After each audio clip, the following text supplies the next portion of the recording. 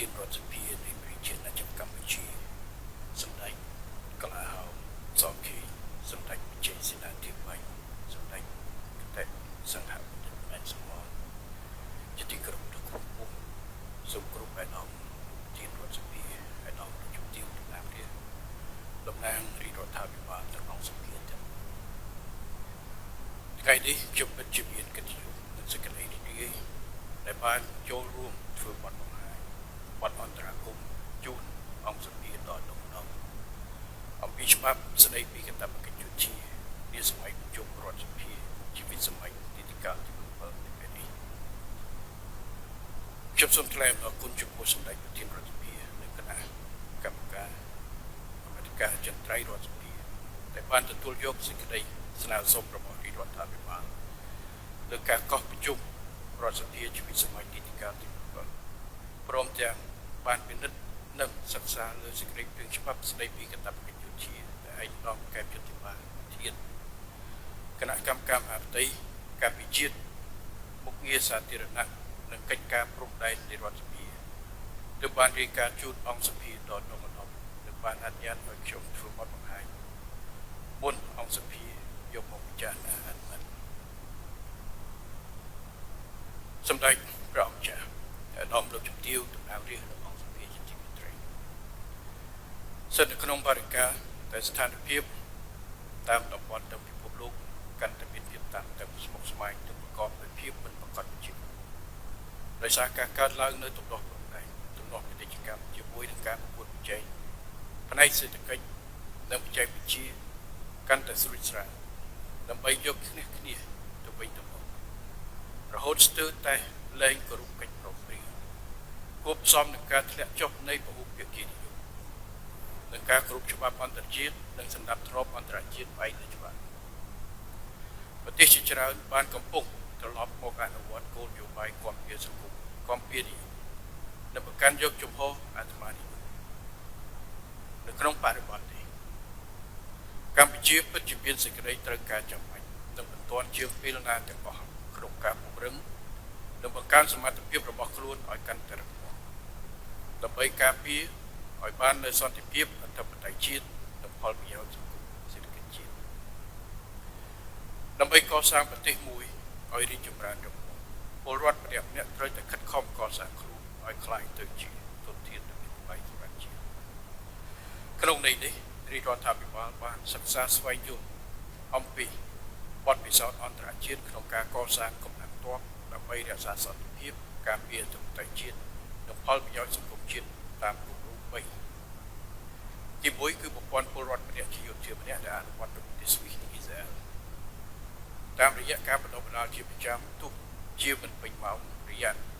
រក្សាតុល្យភាពល្អរវាងជីវិតស៊ីវិលនិងសន្តិសុខជាតិរក្សាភាពអព្យាក្រឹតប៉ុន្តែត្រៀមខ្លួនជានិច្ចក្នុងបុព្វហេតុបម្រើជាតិនិងបណ្ដុះស្មារតីឲ្យប្រជាជន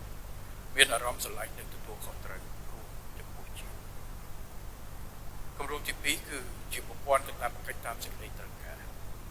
ដែលអនុវត្តនៅតាមបណ្ដាប្រទេសមួយចំនួនដូចជាសិង្ហបុរីនិងហ្វាំងតាមរយៈការកំណត់កាតព្វកិច្ចបម្រើជាតិចំពោះបរិសុទ្ធនិងដែលស្ម័គ្រចិត្តចំពោះស្ត្រីផ្ដោតលើការបណ្ដុះបណ្ដាលខ្លាំងនឹងត្រៀមកម្លាំងបំរុងនិងរក្សាកងយោធាពេញម៉ោងតូចល្មមប៉ុន្តែអាចប្រមូលកម្លាំងបានលឿនក្នុងករណីមានតម្រូវការចំណាយនិងគម្រោងទី3គឺជាប្រព័ន្ធស្ម័គ្រចិត្តដែលអនុវត្តនៅសហរដ្ឋអាមេរិកតាមរយៈការបដោតលើការកសាងកម្លាំងយោធាដែលមានជំនាញខ្ពស់ការវិនិយោគលើបច្ចេកវិទ្យានិងបច្ចេកទេសជំនាញខ្ពស់និងការបង្កើតឧស្សាហកម្មយោធាដែលរួមចំណែកដល់ការអភិវឌ្ឍសេដ្ឋកិច្ចជាតិសម្រាប់កម្ពុជាដែលជាប្រទេសទូចនិងធនធាននៅមានកម្រិតប្រព័ន្ធកាតព្វកិច្ចតាមសេចក្តីត្រូវការជាក់ស្ដែងគឺជាជម្រើសដែលសមស្របនៅក្នុងការពង្រឹងនិងបង្កើនកងទ័ពពេញម៉ោងគឺយើងហៅថាទ័ពអាជីពផងនិងបង្កើតកងទ័ពបម្រុងផងដើម្បីធានាឲ្យរាជរដ្ឋាភិបាលអាចប្រមូលផ្ដុំកម្លាំងកងទ័ពបានលឿនគ្រប់គ្រាន់សម្រាប់បម្រើសេចក្តីត្រូវការចាំបាច់និងបន្តនេះគឺផ្អែកទៅលើបទពិសោធន៍ជាក់ស្ដែងដែលយើងចូលនៅពេលថ្មីនេះអាស្រ័យហេតុនេះរាជរដ្ឋាភិបាលបានរៀបចំច្បាប់ស្តីពីកាតព្វកិច្ចយោធាថ្មីដោយផ្អែកលើភាពចាំបាច់នៃបរិយាកាសជាក់ស្ដែងនិងដែលចូលលើច្បាប់ដែលកំពុងមានជាធរមានដែលត្រូវបានប្រកាសឲ្យប្រើតាំងពីថ្ងៃទី22ខែ ឲ្យកាន់តែមានលក្ខណៈគ្រប់ជ្រុងជ្រោយនិងខ្លាយជាឧបករណ៍កតេយុទ្ធរឹងមាំទាំងក្នុងពេលបច្ចុប្បន្ននិងទៅមានអនាគតហើយបានគោរពស្នើសុំការអនុម័តពីរដ្ឋសភាដកដងក្នុងវិធាននេះប៉ុន្តែថាមានហេតុផលមួយចំនួនដែលកន្លងមកពីរដ្ឋាភិបាលមិនទាន់ជំរុញការអនុវត្តកាតព្វកិច្ចយោធាទោះបីជាមានច្បាប់ហើយក៏ដោយប៉ុន្តែហេតុផលដែលសំខាន់ជាងគេនោះគឺដោយសារម្យ៉ាងសភាពការនៅពេលនោះមិនត្រឹមតែមិនមានភាពចាំបាច់ក្នុងការបង្កើនកម្លាំងទ័ពទេថែមទាំងជាដំណាក់កាលដែលរាជរដ្ឋាភិបាលត្រូវឆ្លងកាត់កម្មវិធីរំសាយកងទ័ពនិងការកាត់បន្ថយចំនួនទ័ពដើម្បីផ្ទេរចំណាយមកផ្ដោតលើការវិវត្តក្នុងវិស័យសង្គមសេដ្ឋកិច្ចដែលជាអតិភិបគោលនយោបាយរបស់រាជរដ្ឋាភិបាលក្នុងការកសាងហេដ្ឋារចនាសម្ព័ន្ធសង្គមសេដ្ឋកិច្ចនិងកាត់បន្ថយភាពក្រីក្ររបស់ប្រជាជនយ៉ាងទៀតរាជរដ្ឋាភិបាលក៏ផ្ដល់តម្លៃខ្ពស់បំផុតលើសន្តិភាពនិងការជឿជាក់លើប្រព័ន្ធពហុភាគីនិយមច្បាប់អន្តរជាតិសម្រាប់ធ្នាប់អន្តរជាតិផ្អែកលើច្បាប់រួមទាំងធម្មមនុស្សអង្គការសហប្រជាជាតិនិងធម្មបរិយាអាស៊ាននៅក្នុងការថែរក្សាសណ្ដាប់ធ្នាប់ប្រព័ន្ធនេះសម្ដេចព្រះអង្គម្ចាស់ឲ្យដល់លោកជំទាវលោកអាមេរិកនិងអង្គសភាជាទីគោរព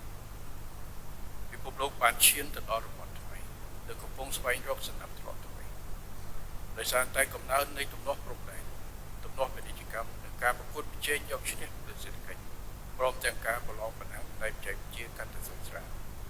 ដែលជាសម្ពាធនៃការប្រឈមផងព្រមទាំងជាវិទ្យាសាស្ត្រនិងជាអាកាសកម្ពុជាមិនខុសពីបណ្ដាប្រទេសនៅលើសកលត្រូវតែពង្រឹងសមត្ថភាពដើម្បីអាចប្រែក្លាយបញ្ហាទាំងនេះឲ្យទៅជាឱកាសជាពិសេសការរក្សាសន្តិភាពការការពារអធិបតេយ្យបូរណភាពទឹកដី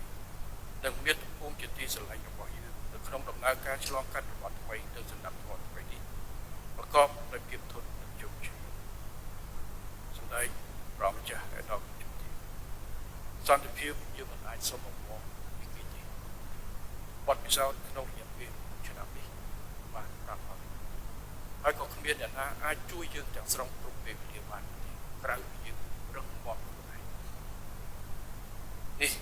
គឺជាអ្វីដែលកម្ពុជាត្រូវធ្វើហើយការអនុវត្តច្បាប់កាតព្វកិច្ចយោធាក៏ជាផ្នែកមួយសំខាន់សម័យនេះគឺប្រទេសជាច្រើនបានប្រើពាក្យនិងទ្រឹស្ដីថាសន្តិភាពដោយកម្លាំង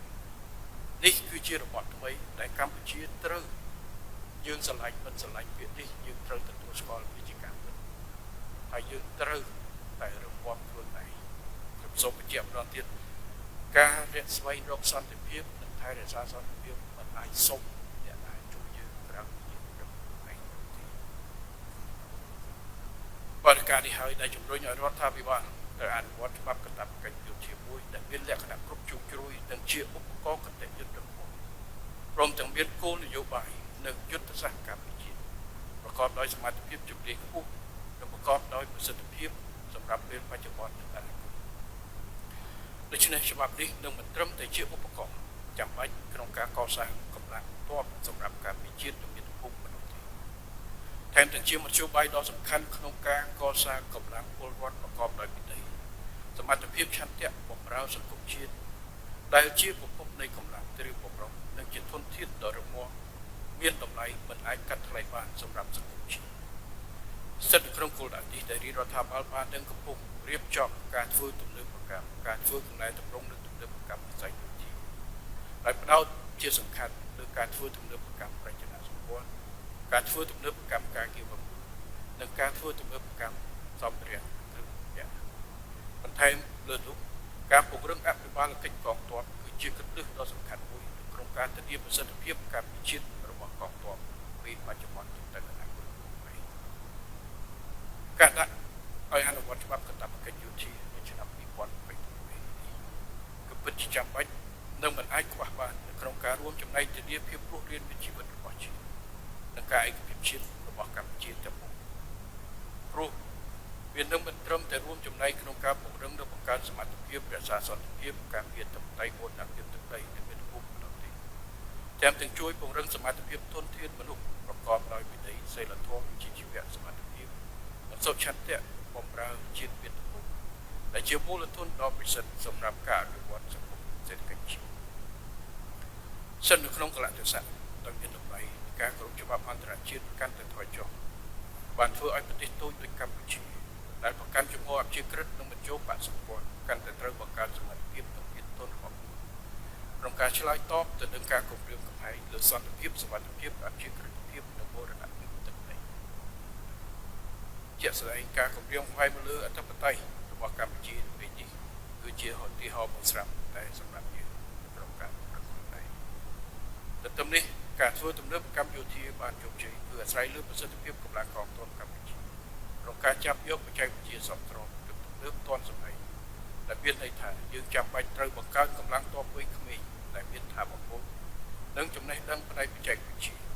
ដែលអាចជាធនធានសម្រាប់យោធិនអាជីវកម្មនិងសម្រាប់ដល់វិស័យស៊ីវិលផងតាមរយៈយន្តការនៃកតាកិច្ចសម្ដេចព្រះអង្គចាស់ឯកឧត្តមជំទាវអង្គសុភាជាទី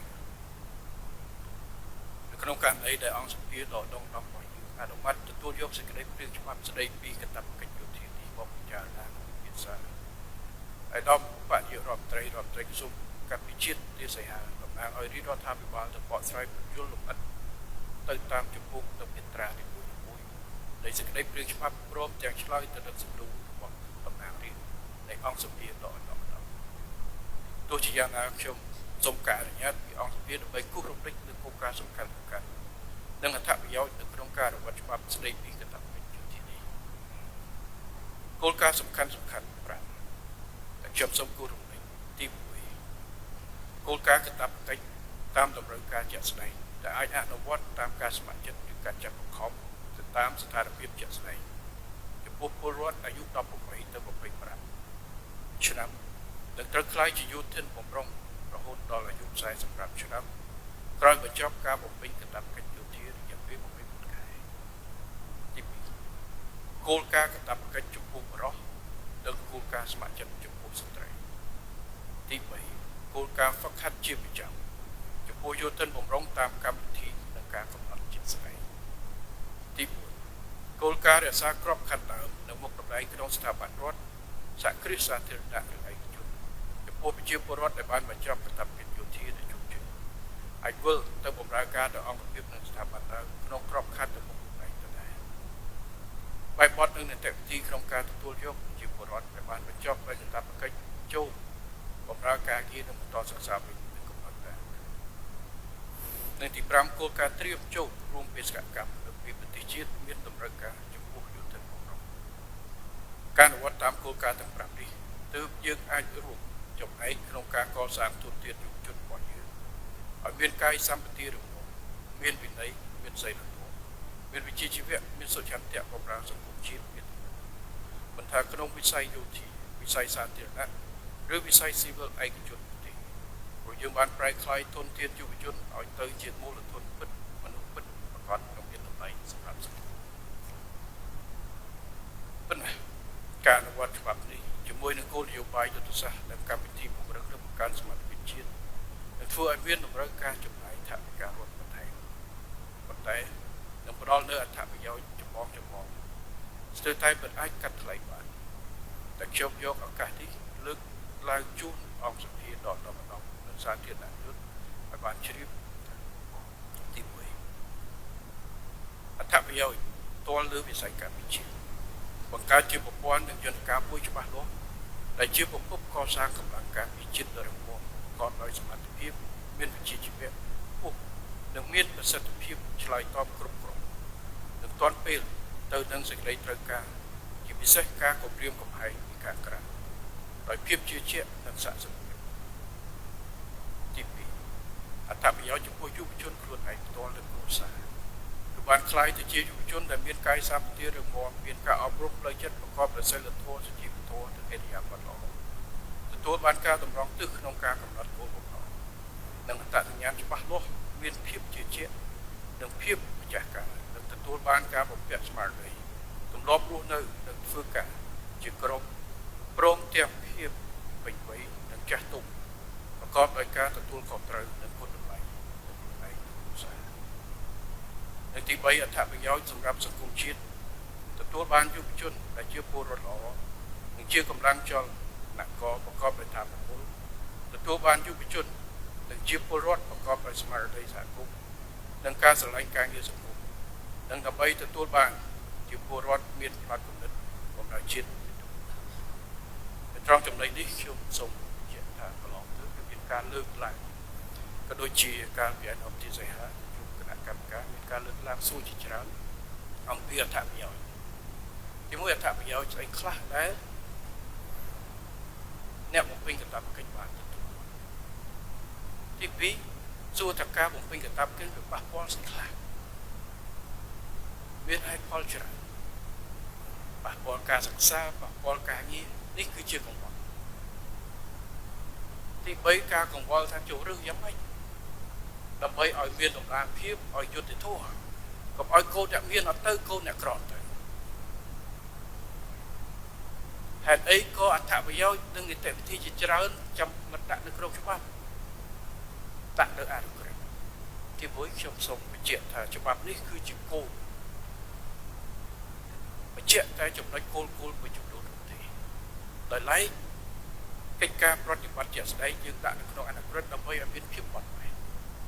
ឧទាហរណ៍អត្ថប្រយោជន៍ដែលត្រូវទទួលបានវាបត់បែនតាមសភាពការអញ្ចឹងយើងមិនចង់ថាបើឆ្នាំនេះត្រូវបន្ថែមអត្ថប្រយោជន៍ផ្សេងតែត្រូវមកឆ្លងសភានោះទេយើងទុកនៅក្នុងការឆ្លងការរៀបចំនីតិវិធីក្នុងការរើសដូចគ្នាតើយើងធ្វើយ៉ាងណាដាក់បែបណាយើងអនុវត្តកម្រិតណាគឺទុកនៅក្នុងនីតិវិធីនៃអនុក្រឹត្យនិងប្រកាសរបស់ក្រសួងដើម្បីឲ្យមានភាពបត់បែនធានានូវប្រសិទ្ធភាពព្រោះអ្វីដែលចាំបាច់នៅក្នុងការធ្វើគឺគោលដៅសំខាន់គឺការគិតគូរពីប្រយោជន៍របស់បុគ្គលរបស់គ្រួសារបុគ្គលគឺជាកលឹះនៃប្រទេសជាតិ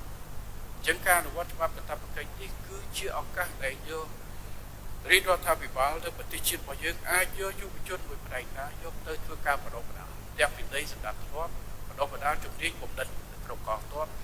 ប៉ុន្តែគាត់បម្រើនៅក្នុងកងទ័ពមួយរយៈប៉ុន្តែការបម្រើក្នុងកងទ័ពមិនមែនជាការបម្រើអត់ប្រយោជន៍ឬមួយក៏ជាការខ្ជះខ្ជាយពេលវេលាដែរនោះទេប៉ុន្តែផ្ទុយទៅវិញគឺជាការខិតខំនៅក្នុងការពង្រឹងធនធានមនុស្សមួយនេះក្នុងរយៈពេល24ខែគាត់នឹងទទួលបាននូវការហ្វឹកហ្វឺនជាពិសេសការទទួលខុសត្រូវវិន័យសម្ដាប់ធ្នាប់និងឆន្ទៈប្រកបដោយស្នេហាជាតិនេះគឺជាកលឹះដែលយើងនឹងធ្វើការប្រែប្រួលទី2គឺការប៉ះពាល់ក្នុងការរៀបចំនៅច្បាប់នេះក្រុមការងារបានជជែកគ្នាលំអិតណាស់បាទមានការលើកឡើងតើប៉ះពាល់កន្លែងណាខ្លះដែលអាចជាអនុគ្រោះឧទាហរណ៍ជាសង្ឃតើគួរមានលើកជាប្រសងមានរហូតទៅដល់ការលើកថាពោះម៉ាយកូនច្រើនក៏គួរលើកលែងតែយើងមិនអាចធ្វើបានអ្វីដែលសំខាន់គឺការលើកលែងមួយចំនួនតូចតែប៉ុណ្ណោះនៅក្នុងច្បាប់នេះទើបមានអង្គសភាតែប៉ុន្តែជាទូទៅគឺយើងខិតខំនៅក្នុងការរៀបចំច្បាប់នេះនៅកម្រិតណាដែលមានភាពបត់បែនឧទាហរណ៍ការអនុគ្រោះការស្នើសុំមួយឆ្នាំម្ដងជារយៈពេលប្រហែលឆ្នាំក្នុងការគិតគូរដល់ការរៀនសូត្រឬមួយក៏អ្នកដែលសំខាន់មួយចំនួនពាក់ព័ន្ធกับកិច្ចចាំបាច់នេះគឺជាការគិតគូររបស់រាជរដ្ឋាភិបាលរបស់ក្រសួងការពារជាតិនៅក្នុងការកាត់បន្ថយផលប៉ះពាល់និងបង្កើននូវអត្ថប្រយោជន៍ព្រោះយោធិនម្នាក់កាតព្វកិច្ចមិនកាតព្វកិច្ចគឺជាធនធានរបស់កម្ពុជាការពារជាតិខ្លាំងតតែធនធានមនុស្សខ្លាំងហើយធនធានមនុស្សនេះពេលចប់คล้ายទៅជាធនធានមនុស្សរបស់សង្គមចេញមកបំពេញភារកិច្ចនៅក្នុងក្រសួងស្ថាប័នឯកជនឬមួយក៏ផ្ទាល់ខ្លួនចឹងការគិតគូរនេះគ្រប់ជ្រុងជ្រោយហើយយើងពិតណាស់ខ្ញុំមិនហ៊ានធានាថា100នាក់ឯកភាពទាំង100នាក់ទទួលយកលក្ខខណ្ឌបានន័យថាការលើកលែងការយកយល់គឺមានតែចំណុចចំនួនក្រៅពីនឹងគឺជាកាតព្វកិច្ចពាក្យថាកាតព្វកិច្ចនេះគឺត្រូវអនុវត្តនៅក្នុងច្បាប់បាទអញ្ចឹងអ្នកខ្លះអាចមានហេតុផលច្រើនអាចប្រៀបធៀបច្រើន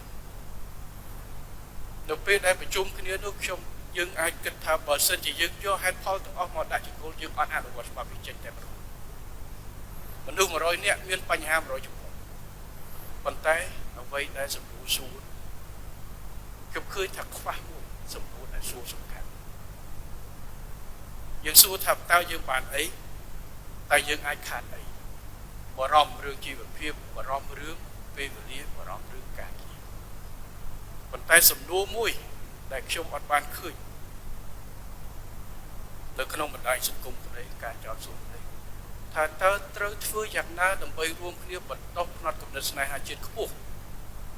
ចំពោះប្រជាពលរដ្ឋយើងជាពិសេសយុវជនដែលហ៊ានលះបង់គ្រប់បែបយ៉ាងគ្រប់ពេលវេលាដោយគ្មានលក្ខខណ្ឌសម្រាប់ជាតិនេះគឺជាសំណួរដែលត្រូវសួរ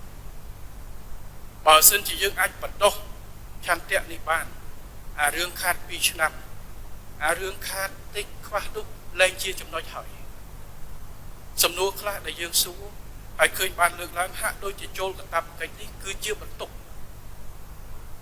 ត្រូវធ្វើយ៉ាងម៉េចបដូរផ្នត់គំនិតនេះការចូលកាតព្វកិច្ចគឺជាមហាកិត្តិយសដែលគ្រប់គ្នាត្រូវចង់ធ្វើនេះគឺជាអ្វីដែលសំណួរហើយអង្គសភាទាំងមូលថ្នាក់ដឹកនាំនៅក្នុងលោកដាគ្រាដែលត្រូវចុះជួបប្រជាពលរដ្ឋនិងឆ្លើយចំនួនប្រជាពលរដ្ឋខ្ញុំគិតថាកលឹះសំខាន់បំផុតប៉ុន្តែការដាក់ចេញនូវគោលនយោបាយដើម្បីដោះស្រាយបញ្ហាផលប្រយោជន៍ដែលគាត់ទទួលបានtừការកាត់បន្ថយផលប៉ះពាល់ជំនាញប៉ុន្តែអត់អាចថាលុបបំបាត់100%ប៉ុន្តែអ្វីដែលសំខាន់គឺការបណ្ដុះបណ្ដាលទុនធានមនុស្សឆន្ទៈមិនមែនតែយុវជនទេ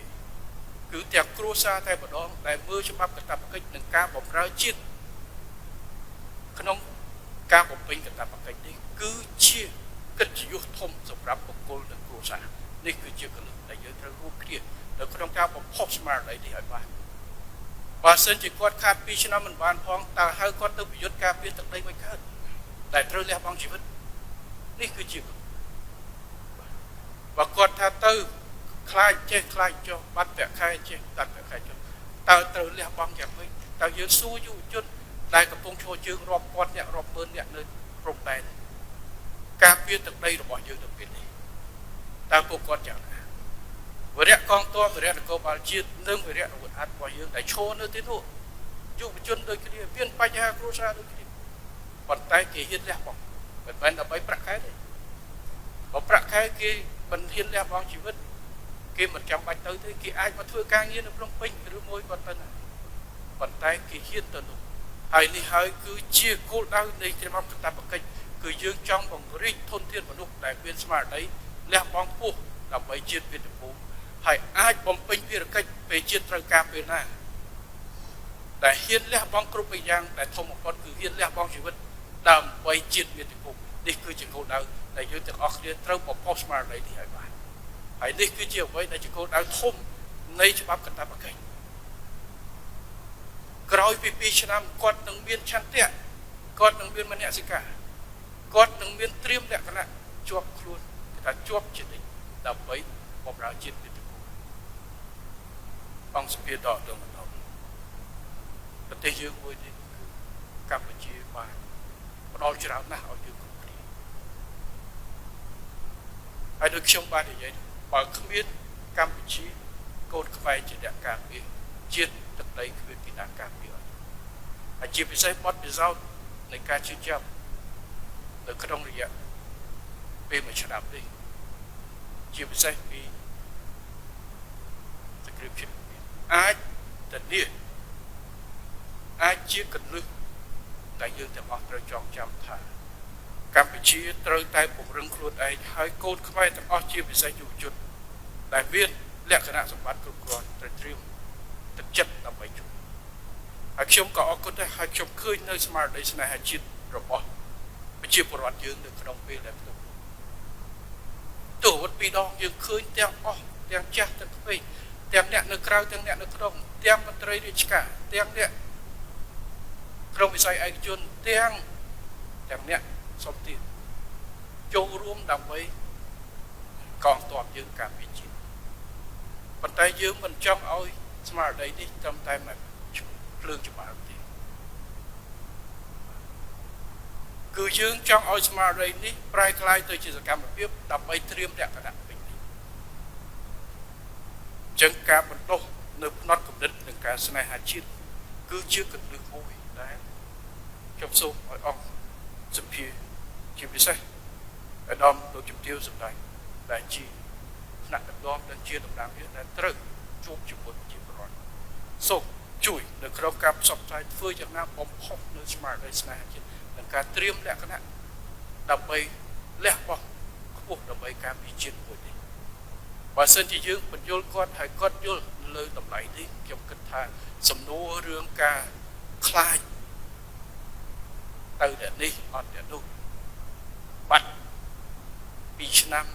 រៀនបញ្ចប់ស្អីៗវាទៅជារឿងទុកព្រោះ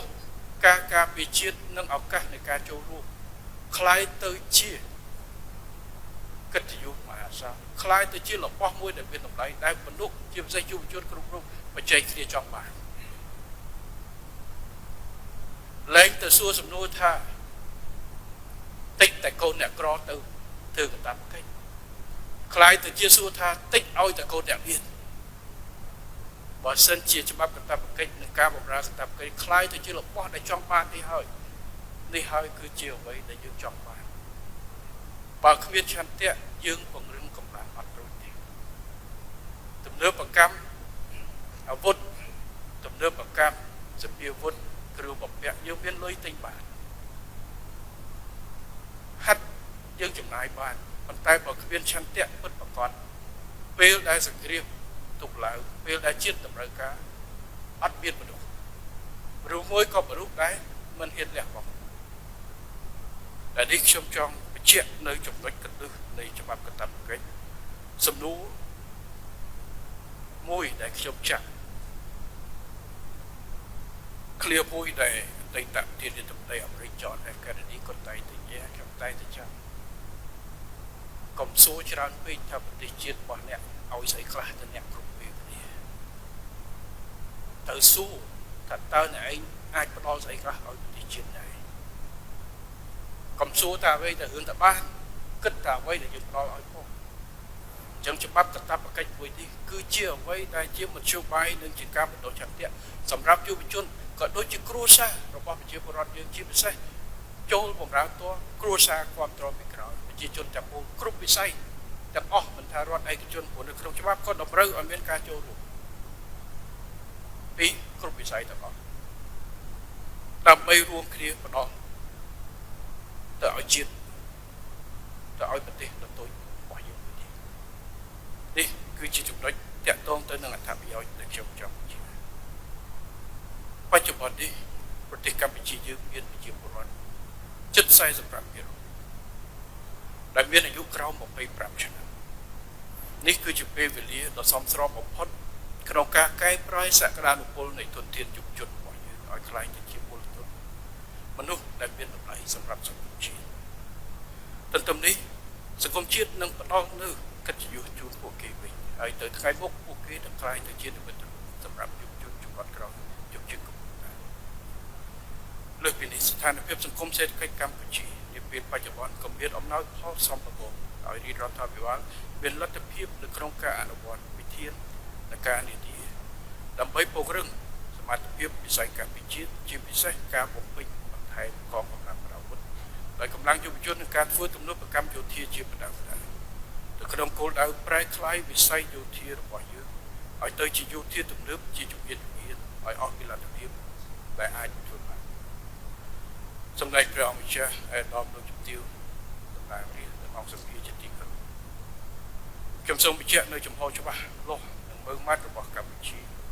របស់រាជរដ្ឋាភិបាលកម្ពុជាជូនប្រជាពលរដ្ឋផ្ទះច្រើនសាធារណជនគ្រប់ស្រទាប់បណ្ដានិងមិត្តបរទេសរបស់កម្ពុជាឲ្យបានជាថាតាមរយៈការអនុម័តសេចក្តីព្រាងច្បាប់ស្តីពីកាតព្វកិច្ចយោធានេះក៏ដូចជាការបដិញ្ញាចិត្តរបស់កម្ពុជាក្នុងការធ្វើទំនើបកម្មវិស័យយោធារបស់រាជរដ្ឋាភិបាលកម្ពុជាដែលដឹកនាំដោយគណៈប្រជាជនកម្ពុជាសូមអះអាងថាកម្ពុជាជាប្រជាជាតិស្រឡាញ់សន្តិភាពហើយការដឹកនាំរបស់រាជរដ្ឋាភិបាលគឺផ្អែកលើគោលការណ៍សន្តិភាពនិងការអភិវឌ្ឍពលគឺប្រកាន់ខ្ជាប់នៅសីលធម៌យុត្តិធម៌និងគុណធម៌នៅក្នុងការដោះស្រាយវិវាទដោយសន្តិវិធីដោយគោរពច្បាប់និងក្របខ័ណ្ឌគតិយុត្តជាធរភាពការពង្រឹងនិងការធ្វើទំនើបកម្មវិស័យយោធារបស់យើងមិនមែនជាការគម្រាមកំហែងដល់ប្រទេសណាមួយ នេះគឺជាជំហរដូចជាគោលការណ៍គ្រឹះនៃសង្គមកម្ពុជាដែលប្រកាន់ខ្ជាប់នឹងការដោះស្រាយបញ្ហាដោយសន្តិវិធីសច្ចៈកន្តីនៅបញ្ញាកម្ពុជានៅតែបន្តជំរុញការបង្កើនកិច្ចសហការនិងកិច្ចសហប្រតិបត្តិការជាមួយបណ្ដាប្រទេសដែលមានព្រំប្រទល់ជាប់គ្នាដើម្បីធ្វើយ៉ាងណាធានាឲ្យតំបន់តាមព្រំដែនមិនត្រឹមតែជាតំបន់ដែលមានសន្តិសុខនិងសុវត្ថិភាពប៉ុណ្ណោះទេតែត្រូវប្រែក្លាយតំបន់ទាំងនោះឲ្យទៅជាតំបន់ដែលមានសន្តិភាពនិងការអភិវឌ្ឍដូច្នេះកម្ពុជាពិតជាត្រូវការកិច្ចសហការនិងកិច្ចសហប្រតិបត្តិការប្រកបដោយសុចរិតភាពការគោរពគ្នាទៅវិញទៅមកដោយសមត្ថភាពការគោរពច្បាប់និងក្របខ័ណ្ឌបទយុទ្ធដែលមានជាធរមាននៃការដោះស្រាយបញ្ហាដោយសន្តិវិធីពីគ្រប់ភាគីទាំងអស់មុននឹងបញ្ចប់ខ្ញុំសូមសង្កត់ធ្ងន់ថាពេលនេះពិតជាសំខាន់និងចាំបាច់ជាងពេលណាទាំងអស់ដែលកម្ពុជាត្រូវតែប្រមូលផ្ដុំរាល់កម្លាំងចលករទៅតាមគ្រប់មធ្យោបាយដើម្បីភាពរស់រានមានជីវិតនិងភាពថ្កុំថ្កើងនៃប្រជាជាតិជាពិសេសក្នុងបុព្វហេតុថែរក្សាសន្តិភាពការពារអធិបតេយ្យជាតិនិងបម្រើផលប្រយោជន៍ជាតិមាតុភូមិជាទីស្រឡាញ់របស់យើងកិច្ចការពារជាតិមិនមែនជាភារកិច្ចរបស់រាជរដ្ឋាភិបាលតែម្នាក់ឯងនោះទេតែកិច្ចការនេះគឺពិតជាទាមទារដាច់ខាតនៅការចូលរួមចំណែកពីគ្រប់ភាគីនិងគ្រប់កោសិកានៃសង្គមតាំងពីវិស័យឯកជននិងពីប្រជាពលរដ្ឋគ្រប់ការគ្រប់គ្រងពីគ្រប់ទិសទីនិងប្រកបដោយស្មារតីស្នេហាជាតិខ្ពស់ចំពោះវីរៈកងទ័ពនិងវីរៈនគរបាលជួរពុករបស់យើងក្នុងបញ្ហាព្រំដែនកន្លងមកនេះបានបង្ហាញឲ្យឃើញថាការពារជាតិរបស់យើងរឹងមាំដោយសារស្មារតីរួបរวมរបស់ពលរដ្ឋយើងគ្រប់គ្នាសេចក្តីព្រៀងច្បាប់ស្តីពីកាតព្វកិច្ចយោធានេះនឹងធ្វើឲ្យខឿនការពារជាតិយើងកាន់តែរឹងមាំនិងមានភាពធន់បន្ថែមទៀតជាទីបញ្ចប់ខ្ញុំសូមជូនពរសម្ដេចប្រធានសម្ដេចព្រះម្ចាស់ឯកឧត្តមលោកជំទាវតំណាងរាជរដ្ឋាភិបាលនិងអង្គសភាដ៏ឧត្តមទាំងសូមប្រកបដោយពុទ្ធពរនិងពរទាំង5ប្រការគឺអាយុវណ្ណៈសុខៈពលៈនិងបដិវិញ្ញាកំបីគ្លី